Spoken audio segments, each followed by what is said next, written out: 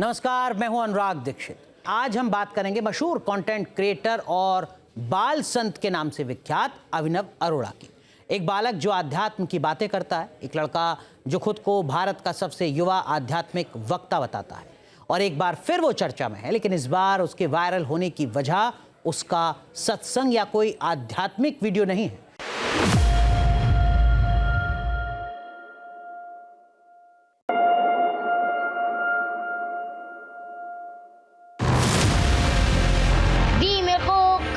जान से मारने की धमकियां दे रही हैं। हमारे पास लॉरेंस बिश्नोई ग्रुप से एक मैसेज आया व्हाट्सएप ग्रुप में, जिसमें हमें धमकी दी जा रही है कि अभिनव को मार दिया जाएगा।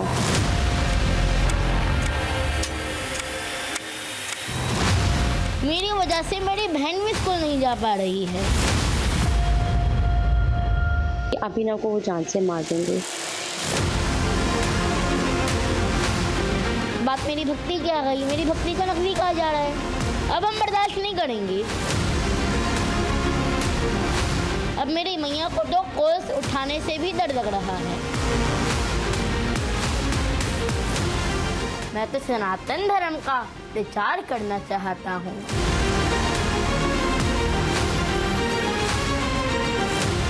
सच्चाई छुपाई गई, अफवाह उड़ाई गई, बात कुछ और थी, बताई कुछ और गई। 10 साल का बाल कथावाचक सनातन रील बनाता है तो कुछ लोगों को क्यों नहीं भाता है। अभिनव अरोड़ा राम धुन गाते हैं तो निशाने पर क्यों आ जाते हैं। कृष्ण भक्ति में डूबा मासूम इन्फ्लुएंसर जब वायरल हो जाता है तो टारगेट पर क्यों आ जाता है। सनातन की बात करने वाले कंटेंट क्रिएटर से लॉरेंस बिश्नोई गैंग क्या चाहता है। हमारे पास लॉरेंस बिश्नोई ग्रुप से एक मैसेज आया व्हाट्सएप ग्रुप में, जिसमें हमें धमकी दी जा रही है कि अभिनव को मार दिया जाएगा।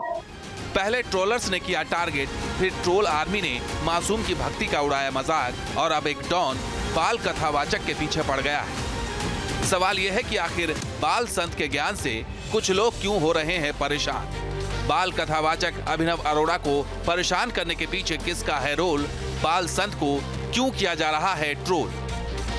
बेहद कम उम्र में आध्यात्म को आत्मसात करने वाले अभिनव अरोड़ा कुख्यात लॉरेंस बिश्नोई गैंग के निशाने पर है। जी, मेरे को कई लोग जान से मारने की धमकियां दे रही हैं। अभिनव अरोड़ा की मां का दावा है कि लॉरेंस बिश्नोई गैंग की तरफ से उन्हें जान से मारने की धमकी दी जा रही है। अभिनव अरोड़ा की मां ज्योति अरोड़ा की ओर से मथुरा शहर कोतवाली में FIR दर्ज कराई गई है। पुलिस को दी गई शिकायत के मुताबिक सोमवार को लॉरेंस बिश्नोई गैंग की ओर से उन्हें धमकी मिली है। उन्होंने वो नंबर भी पुलिस को दिया है जिसके जरिए अभिनव अरोड़ा को जान से मारने की धमकी मिल रही है। FIR के मुताबिक 7 यूट्यूबर्स ने अभिनव अरोड़ा को ट्रोल करते हुए अपमानजनक वीडियो बनाए, जिसके बाद उन्हें नफरत भरे कॉल्स और मैसेजेस की बाढ़ आ गई है। कल रात को हमारे पास एक कॉल आया 8 बजे, जो मैं पिक नहीं कर पाई। आज उसी नंबर से, जिस नंबर से मैंने पिक नहीं किया था, उसी नंबर से 3:30 पौने 4 बजे के करीब एक मैसेज आता है, और मैसेज में सिंपली सिर्फ एक ही मैसेज दे रहे हैं वो हमें कि अभिनव को वो जान से मार देंगे। अभिनव की मां के मुताबिक पिछले 1 महीने से उनके परिवार को अलग अलग तरीके से परेशान किया जा रहा है। ट्रोल आर्मी के नफरती बोल और अब लॉरेंस गैंग की धमकी के बाद अभिनव अरोड़ा का परिवार बड़ी परेशानी में घिर गया है। मासूम का स्कूल जाना तक दुश्वार हो गया है। वो कह रहे हैं आप स्कूल नहीं गई। अरे मैं स्कूल जाता हूँ, और आज ऐसी स्थिति आ गई है कि मुझे इतनी ज़्यादा ट्रोलिंग कर रही हैं कि मैं इन लोगों की वजह से स्कूल नहीं जा पा रहा हूँ। मेरी वजह से मेरी बहन भी स्कूल नहीं जा पा रही है। अभिनव अरोड़ा की तरफ से FIR दर्ज होने के बाद पुलिस जांच में जुट गई है और ट्रोलर समेत लॉरेंस बिश्नोई गैंग की धमकी को लेकर तफ्तीश की जा रही है। अभिनव अरोड़ा के तरफ से एक वीडियो वायरल हुआ था। उन वीडियो पर एक स्टेटमेंट दे रहे थे कि उनके साथ में कुछ लोगों ने फोन पर, व्हाट्सएप पर बात कही है। उनसे तहरीर ले करके जो उचित सेक्शन में FIR पंजीकृत कर लिया गया है, उसमें विवेचनात्मक कार्रवाई इसमें की जाएगी। राम धुन गाने वाले और कान्हा की भक्ति में लीन रहने वाले बाल कथावाचक को परेशान किया जाना, उन्हें टारगेट किया जाना कई सवाल खड़े करता है। सवाल उठता है कि क्या 10 साल के मासूम को सोशल मीडिया पर ट्रोल किया जाना सही है? क्या राम धुन गाने वाले बच्चे का मजाक उड़ाना सही है? बाल कथावाचक को टारगेट करने वाले सोशल मीडिया के ठेकेदार कौन है? सबसे बड़ा सवाल है कि आखिर 10 साल के बच्चे को टारगेट करने में बड़े क्यों शामिल हो रहे हैं। अभिनव अरोड़ा खुद को भगवान कृष्ण का भक्त बताते हैं, खुद को सनातन धर्म का प्रचारक बताते हैं। वो अलग अलग धार्मिक स्थलों पर दर्शन के लिए जाते रहते हैं और इससे जुड़े वीडियोस भी सोशल मीडिया पर शेयर करते हैं। अभी तो मैं धर्म को सीखने के प्रयास में हूँ। तीर्थों के दर्शन करता हूँ, ज्ञानी संतों से मिलता हूँ, उनसे पूछता हूँ, उनसे समझता हूँ। मैं तो सनातन धर्म का प्रचार करना चाहता हूँ। पिछले कुछ दिनों से अभिनव अरोड़ा का रामभद्राचार्य जी महाराज से जुड़ा एक वीडियो भी वायरल है।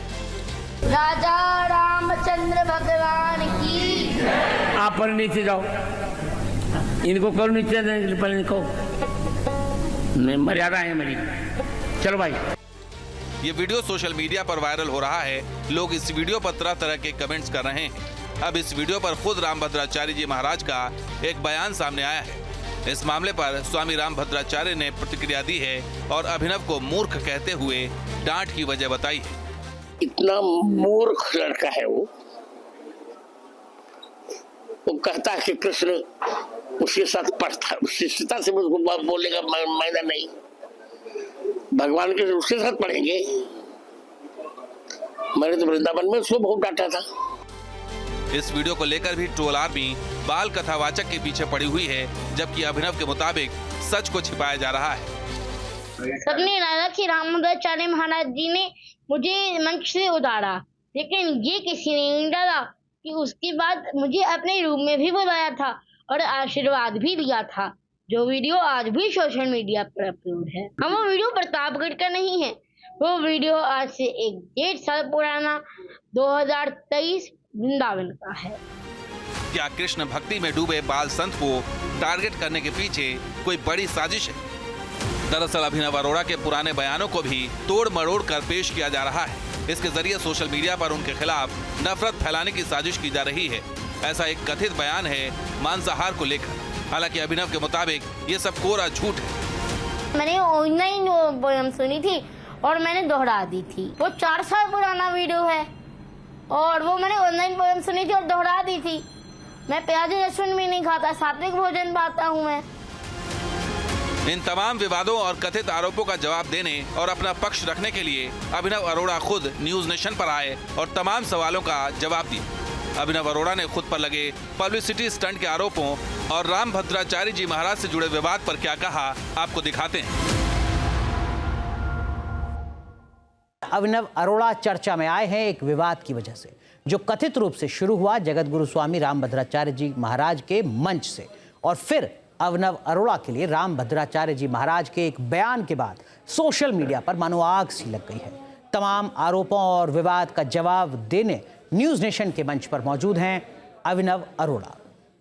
तो हमारे साथ जुड़ रहे हैं बहुत ही खास मेहमान अभिनव अरोड़ा। अभिनव, कुछ सवाल हैं जिनका जवाब पूरा देश जानना चाहता है आपसे। पहले तो मैं आपसे ये जानना चाहूँगा कि क्या आपको कभी भगवान श्री कृष्ण के दर्शन हुए, वो प्रकट हुए, उन्होंने दर्शन दिया आपको, और ये जो भक्ति का मार्ग है जिस पर आप चल रहे हैं, इस मार्ग पर कब से चल रहे हैं? जी हाँ, ठाकुर जी मुझे दर्शन देते हैं, स्वप्न में आते हैं।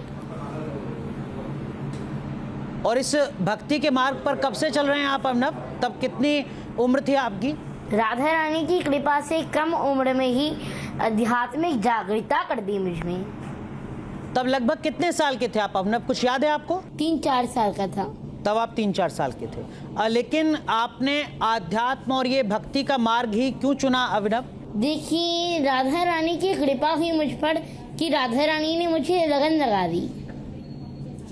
लेकिन अभिनव, आपकी जो उम्र है उस उम्र में रानी करवा रही है और हम कर रहे हैं। ठीक है अभिनव, लेकिन जो आपकी उम्र है उस उम्र में तो बच्चे शौकिया वीडियो गेम खेलते हैं, कहीं घूमने जाते हैं, सैर सपाटे पर जाते हैं।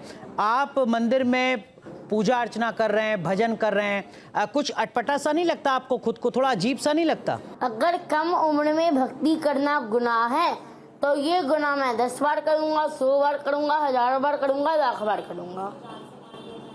आपको बाल संत कहा जा रहा है, आपने भी सुना होगा ये नाम। बाल संत का मतलब क्या होता है और क्या आपको लगता है कि आप इस मैं तो कहता हूँ कि मुझे बाल संत मत कहिए। जी, क्यों ना कहें आपको बाल संत? मैं तो कहता हूँ मुझे बाल संत मत कहिए। कई चैनल मुझे धर्म गुरु और बाल संत कह करके पुकार रहे हैं। मैं आपसे हाथ जोड़ के निवेदन करता हूँ, कृपया ऐसा ना करें, क्योंकि अभी तो मैं धर्म को सीखने के प्रयास में हूँ। तीर्थों के दर्शन करता हूँ, ज्ञानी संतों से मिलता हूँ, उनसे पूछता हूँ, उनसे समझता हूँ। मैं तो सनातन धर्म का प्रचार करना चाहता हूँ। अभिनव, आपने बता दिया कि आपको बाल संत क्यों ना कहा जाए, लेकिन आपकी जो लोकप्रियता है खासकर सोशल मीडिया पर, वो काफ़ी ज़्यादा बढ़ चुकी है। मैं कहीं पढ़ रहा था कि इंस्टाग्राम पर आपके 9 लाख से ज़्यादा फॉलोअर हैं। ये जो लोकप्रियता है, इसको कैसे आप संभाल पा रहे हैं, कैसे मैनेज कर पा रहे हैं? आपके अनुयायी होंगे, आपको चाहने वाले होंगे जो आपसे मिलते हैं। कुछ रील मैंने आपकी देखी जिसमें आपसे गले लगकर कुछ महिलाएं आंसुओं से रो रही हैं। कैसे आप ये सब कुछ संभाल पाते हैं?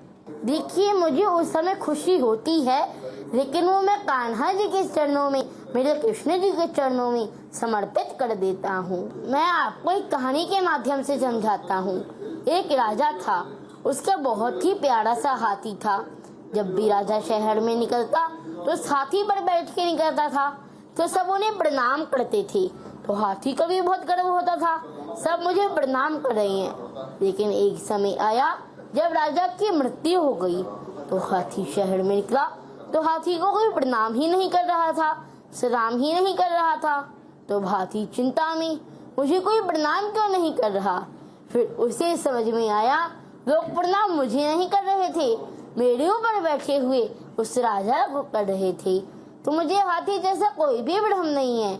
कोई भी मुझे अपनी शॉप में बुलाता है या जो भी मेरे फॉलोअर्स हैं, मैं उनको अपने कान्हा जी के चरणों में समर्पित कर देता हूँ। बहुत सुंदर। लेकिन अभिनव, हाल ही में जगत गुरु रामभद्राचार्य जी महाराज के मंच से जुड़ा जो वीडियो है वो काफ़ी ज़्यादा वायरल हुआ है।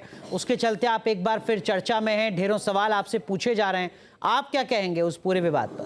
देखिए, वहाँ पर मैं मंच में गया था और गलती किससे नहीं होती।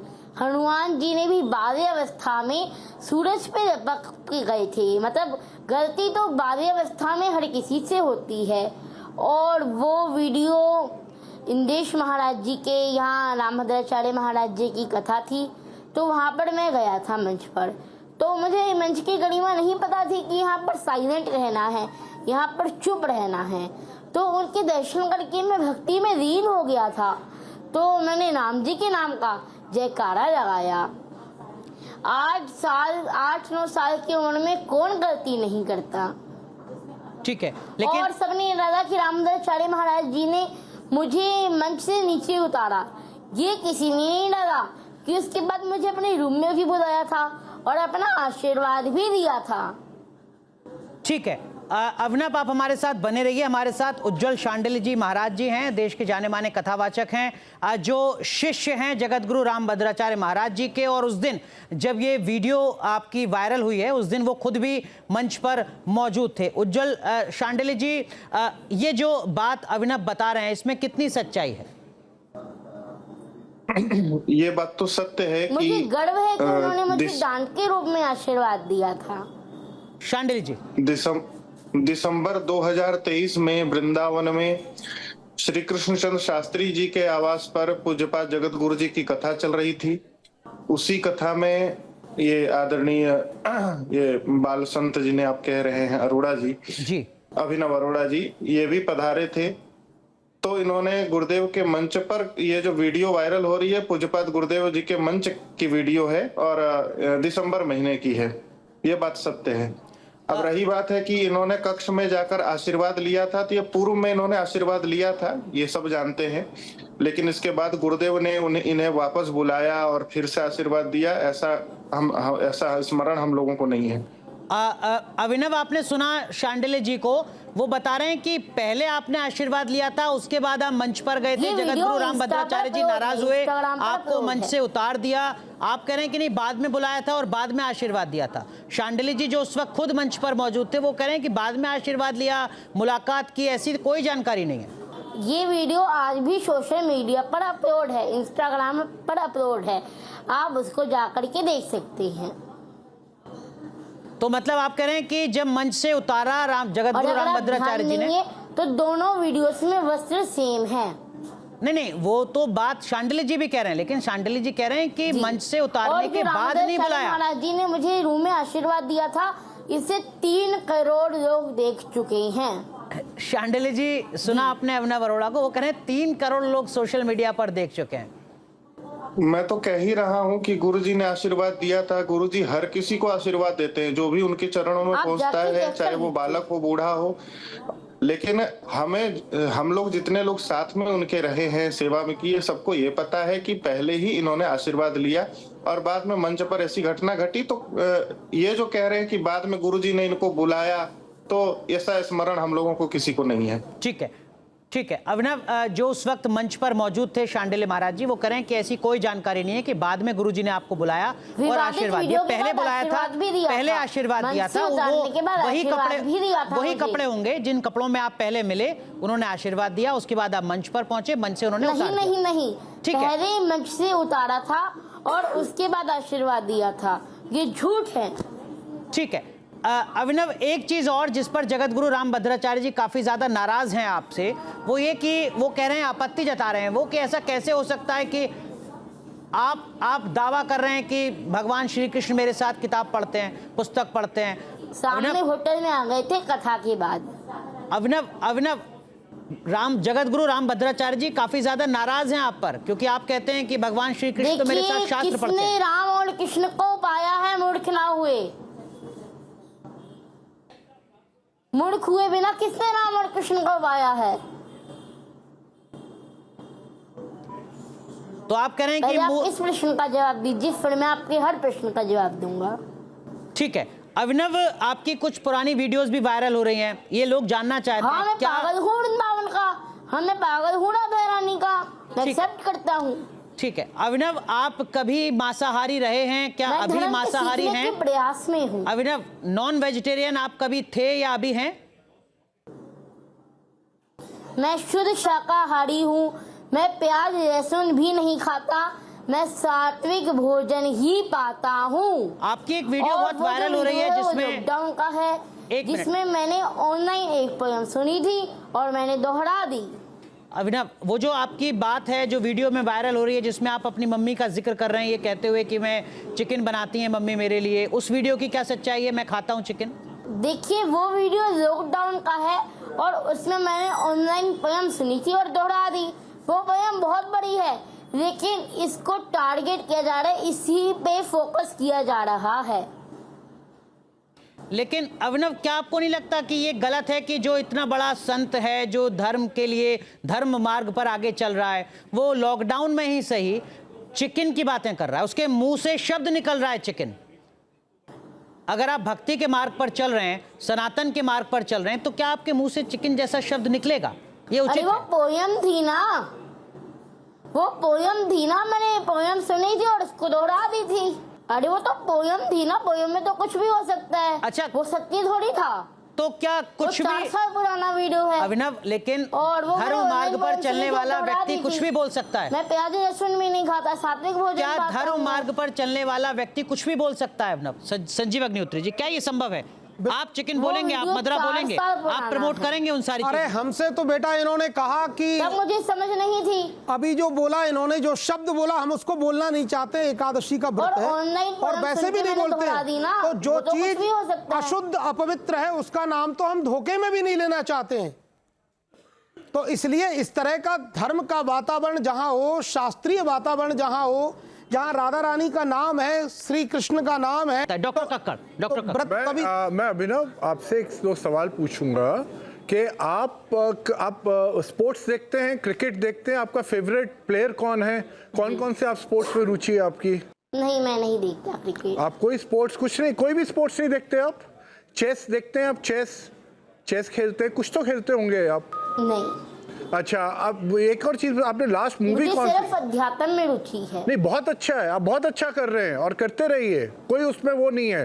पर जो अध्यात्म में भी होते हैं, उनको भी स्पोर्ट्स में रुचि होती है, वो भी कई बार स्टेडियम जाते हैं या वो मूवीज भी देखते हैं। आपका कोई तो हीरो होगा, कोई तो आपका लाइफ में आइडल होगा।